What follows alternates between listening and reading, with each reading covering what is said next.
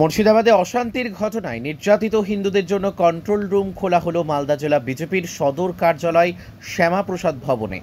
আর এই ভবনে বসেই সোমবার মুর্শিদাবাদের ঘটনায় রাজ্যের তৃণমূল সরকার ও পুলিশ প্রশাসনের কড়া সমালোচনা করে সাংবাদিক সম্মেলন করলেন বিজেপির রাজ্য সভাপতি সুকান্ত মজুমদার। এই দিনের এই সাংবাদিক সম্মেলনে সুকান্তবাবু ছাড়াও উপস্থিত ছিলেন বিজেপির দক্ষিণ মালদার সভাপতি অজয় গাঙ্গুলি, সাধারণ সম্পাদক অম্লান ভাদুরী, বিজেপি বিধায়ক গোপালচন্দ্র সাহা, জোয়েল মুর্মু সহ অন্যান্যরা। মালদা থেকে বিশ্বজিৎ মণ্ডলের রিপোর্ট, এস নিউজ বাংলা। আজকে তাদের সাথে দেখা করে তাদের পাশে দাঁড়ানোর আশ্বাস, তাদের সাথে থাকার আশ্বাস, হিন্দুদের সাথে ভারতীয় আমার আগ্রহ থাকবে যে রাজ্য পুলিশ প্রশাসন, আমরা জানি তারা বায়াস, মমতা ব্যানার্জির নির্দেশ ছাড়া তারা কিছু করতে দেয় না। এই ধরনের ঘটনা হলেই হিন্দুদের বাড়িঘর ভাঙচুর করতে তারা নিজেরাই দেয়, অ্যালাউ করে।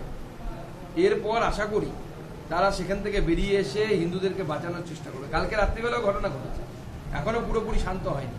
তারপরেও পুলিশ নির্লজ্জের মতো কেন্দ্রীয় বাহিনীর মিস ইউজ করছে। কেন্দ্রীয় বাহিনীকে যে জায়গায় নিয়ে যাওয়ার কথা সে জায়গায় নিয়ে যাচ্ছে না, কারণ কেন্দ্রীয় বাহিনীর ডিপ্লয়মেন্টের দায়িত্বটা নিয়ম অনুসারে এসপির উপরে থাকে, এবং এসপি এবং আইসি এরা বদমাশি করে এই ধরনের ঘটনা ঘটাচ্ছে এবং হিন্দুদেরকে বারবার আক্রান্ত হতে দিচ্ছে ভয় দেখানোর জন্য। আমার বিশ্বাস বাংলার হিন্দুরা এই পরিস্থিতিকে অনুধাবন করবে এবং বুঝতে পারবে যে আগামী দিনে মুর্শিদাবাদ শুধু ঝাঁকি, এরপরে গোটা পশ্চিমবঙ্গে এই ধরনের ঘটনা ঘটানোর চেষ্টা করা হবে। সেটা সিদ্দিকুল্লাহ সাহেব অলরেডি ধমকি দিয়ে সমগ্র হিন্দু সমাজকে একবার জানান দিয়েছে এবং বলেছে বলে করুক। তো স্বাভাবিকভাবে হিন্দুরা যারা কুম্ভকর্ণের নিদ্রায় ঘুমোচ্ছেন তারা জাগবেন এবং আগামী দিনে এই মমতা বন্দ্যোপাধ্যায়ের এই যে জিহাদি সরকার চলছে সেই জিহাদি সরকারকে উৎখাত করার জন্য যা যা করার সেটা করবে। এখনো পর্যন্ত কি হিসাব পেয়েছেন, কত মানুষ এসছে বা কতগুলো পরিবার শিবিরে আশ্রয় নিচ্ছে? প্রায় 200-250টি পরিবার প্রথমে নিয়েছিল, তারপরে আস্তে আস্তে পুলিশ এবং জেলা প্রশাসন তাদেরকে বাড়ি ফেরানোর জন্য হঠাৎ করে উদ্গ্রীব হয়ে গেছে। উপর থেকে তাদেরকে নির্দেশ দেওয়া হয়েছে যে যেহেতু এটা গোটা ভারতবর্ষের সামনে চলে গেছে, আর মমতা বন্দ্যোপাধ্যায়কে তার ইন্ডি গঠবন্ধন, মমতা বন্দ্যোপাধ্যায় তার ডিজি পুলিশ আদরের সন্তান রাজীব কুমারকে এখানে পাঠিয়েছে, আপনারা জানেন। তো তাকে নির্দেশ দিয়েছে কোন যেন তেন প্রকারেণ এই যে রিফিউজি ক্যাম্প, এই রিফিউজি ক্যাম্প যেন তেন প্রকারেণ বন্ধ করতে হবে।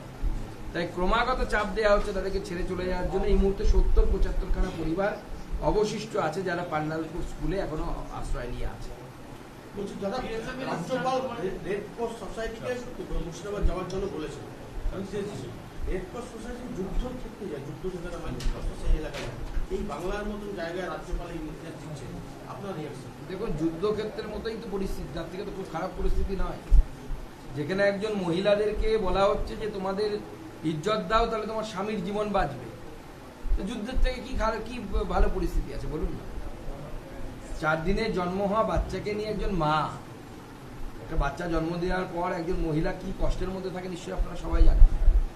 তারপরেও তাকে বাচ্চাকে কোলে নিয়ে 4 দিনের বাচ্চাকে কোলে নিয়ে ঘর বাড়ি ছেড়ে পালিয়ে আসতে হচ্ছে। তো যুদ্ধের থেকে কিছু ভালো পরিস্থিতিতে তারা আছে? এটা যুদ্ধই তো চলছে, যুদ্ধই চলছে, হিন্দু শূন্য করার যুদ্ধ। মুর্শিদাবাদকে হিন্দু শূন্য করতে হবে বলছে তারা ডাইরেক্টলি। তৃণমূল কংগ্রেসের আশ্রিত এই মুসলিম হুলিগ্যান্সরা এবং যারা এই সাম্প্রদায়িক রাজনীতিতে বিশ্বাস করে তারা এটা করছে। বিএসএফ এর ইস্টার্ন কমান্ডের এডিজি তিনি দুদিনের জন্য মুর্শিদাবাদ ও মালদা। ইন্টেলিজেন্স ইনপুট নিশ্চয়ই এমন কিছু আছে যে বড় কিছু এখানে হতে পারে। সেই জন্য সবাইকে আমি বলবো শান্তি রক্ষা করুন।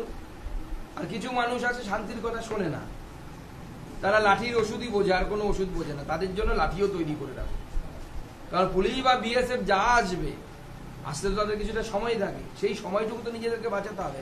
আর ভারতবর্ষের সংবিধানে আত্মরক্ষার অধিকার সবার আছে।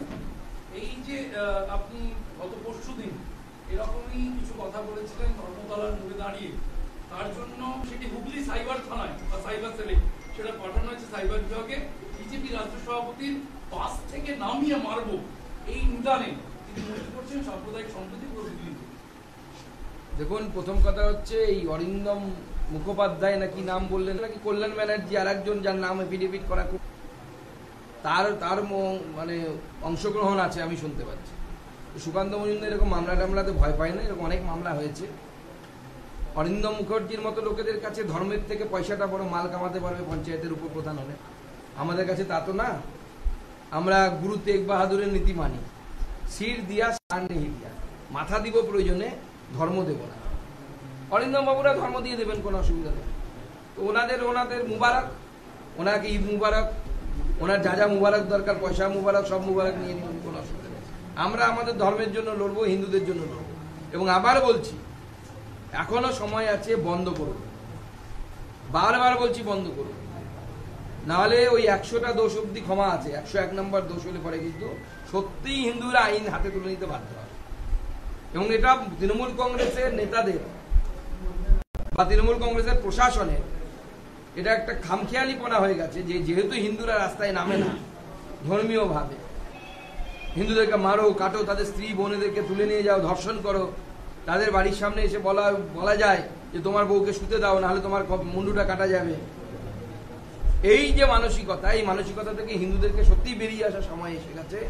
যদি রাজ্য প্রশাসন অসমর্থ হয়, আমরা বাধ্য হব রাস্তায় নাম।